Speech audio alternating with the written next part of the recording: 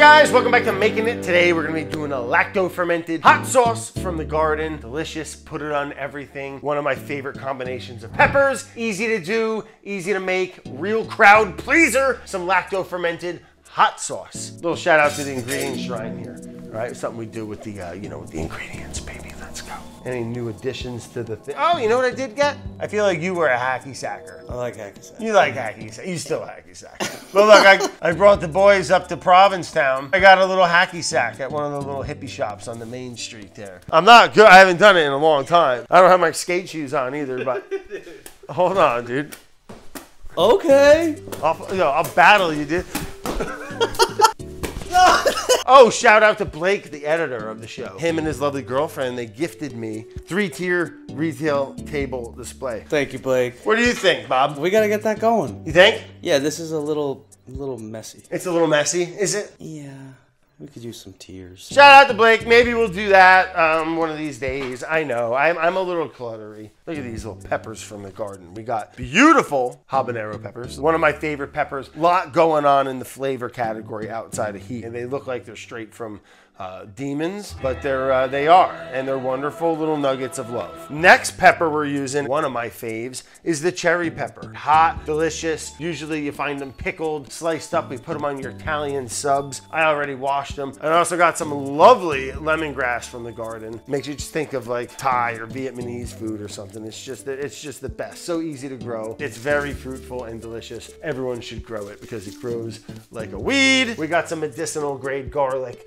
from the Gagnon. We're gonna crush them, throw them in our solution, let our little microbes, our fermentation magic happen. That's gonna give it that lactic acid. Also kind of just break things down, get them a little funky, get them nice and married before we strain them, put them in the blender.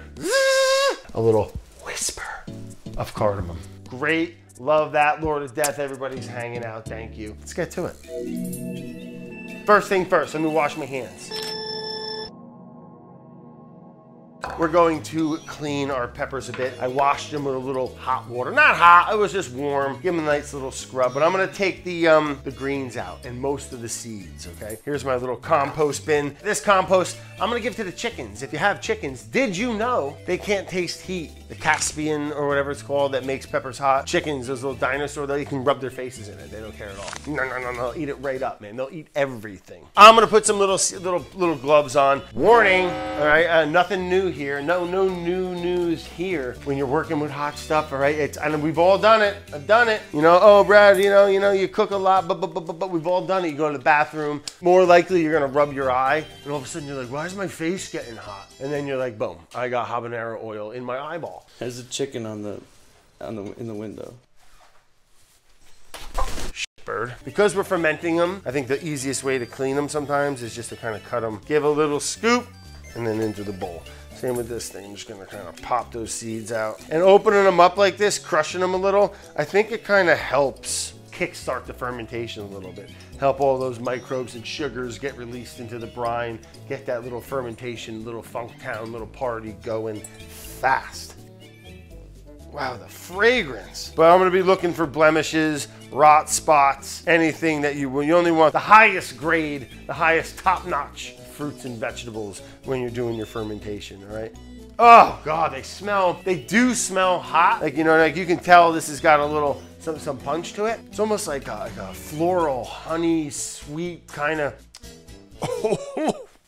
Whoa, that's hot.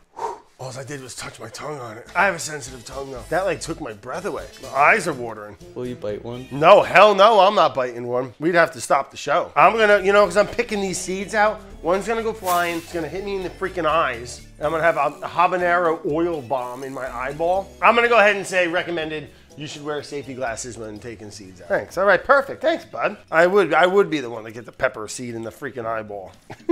You don't have to take the seeds out. See, that's optional. Seeds tend to carry a lot of heat. Then look, there's still some in there. You could probably rinse these if you want. They're hot enough. It's not like you're gonna lose all the heat. I've always just kind of removed the bulk of the seeds. You could add some peach, little pineapple. I know that's a popular route. And that can kind of help with the heat a little bit too. And just make it more of a nice flavorful sauce. And you know, it's all the same. You just, nothing changes but the weight there. So you just, you know, same amount of salt, same recipe. So feel free to move it around and experiment. So we got our peppers cleaned up, de-stemmed, de-seeded for the most part. And what we're gonna do now is make our little brine, our happy space for everything to get a little funqua and ferment away. I'm shooting for a 4% brine. I got some warm, some not hot. Then we're gonna start small. We don't need, I'm gonna fill this thing up about, let's say that much, okay? 3.45. We're just making a little salt water here, Brad.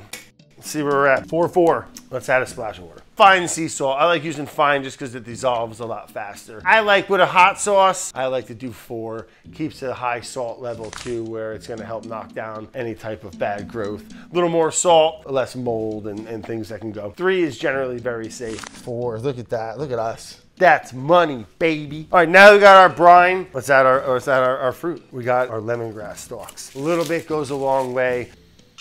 Oh, God. All right, so I'm just gonna give them a light little bruising with the back of the knife here. Open it up a little bit, get some of the juices going. Cardamon Pods. Just has a really unique kind of warm little mystery whisper of an aromatic in there. We'll see, it might get lost in the sauce. Sticky medicinal grade Allison released little bombazoids of garlic. I should do it all, let's do it all. We got one more, boom. Best way to peel garlic, a little smasherino. I like this. This is the kind of stuff that's gonna heal you, okay? I don't know if that's true or not. Let me tell you one thing, it's definitely not bad for you. Here, look, fine, we'll add a couple more. Probably got about 15, 20 cardamom pods, 4 medicinal grade cloves of garlic. We got some peppers. Let's get a weight on the peppers. 414 grams, so like almost a pound. It's only gonna be uncomfortable for a minute. So let's just load the peppers into our brine, get that lactic acid from the fermentation, or our little microbes that are found on the pepper, in the spices, on the lemongrass, on the garlic, are just gonna have a really happy time in here. Little boom booms, and I got Mason Tops makes these things, these little glass weights. You can use a bag with some stainless steel ball bearings or anything that'll sink. Point being, you just want to try to keep everything submerged under the brine so no bad things can grow. I'll keep an eye on it. If you get a fuzz on something that's poking out, you're gonna be just fine. You want to stay away from like pink molds, red molds. You should be just fine. Little lacto-fermentation never hurt nobody, especially a little 4% salt in here. What are we talking about? Room temperature. All right, we're gonna seal this up. This thing has a little hole in it. It's a great little fermentation vessel. You can put a little airlock, the little carboys in there. And look, you could do that all of a sudden. If it gets too pressury, poof, let that baby go. It's been pretty warm out. The forecast looks nice. I don't love how the station's in the sunlight like that. I like to have it in more of a shaded area. So we're gonna pop this baby over here. You don't wanna have this in a sealed container unless you wanna burp it or something, because if you got good peppers, muy activo, man. That thing will blow up. So let's think, I'll keep an eye on it when the bubbles stop.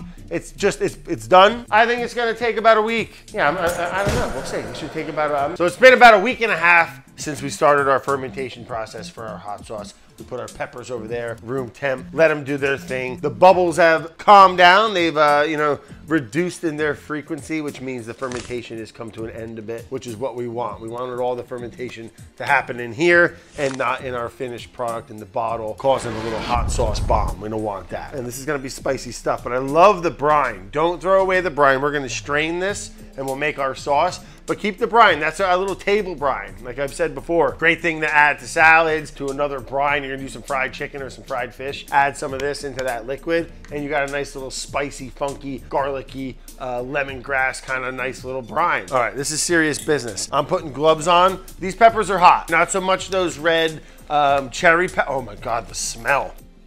Wow. Those little scorpion or habaneros or Scotch bonnet little twister misters that we had. I think we're gonna be packing some heat, man. Watch your eyes. Should really be wearing safety glasses, Brad. Oh, strong stuff. I'm gonna remove all the lemongrass. Wow, this has got some heat to it. Burning my nostrils from here, Bill. And I don't think it's gonna add anything good in the blending process. The cardamom pods usually are not super delicious. I'm just gonna crush them. And you get the stalk out, opens up so easy after it ferments in that brine like that. And I'll leave some of the seeds in there to blend. The garlic's still in there, and we just got our peppers, our garlic, a little bit of the spices that we had in there. We're just gonna add right to the old blender. And look at the color. All right, it looks gorgeous, like you'd want to make a little tropical punch out of it, but you don't. That's serious stuff. And we're just gonna add a little bit to get it going. You can always add more. Jesus Christ, it's fucking terrifying. I'm gonna add a little bit more brine.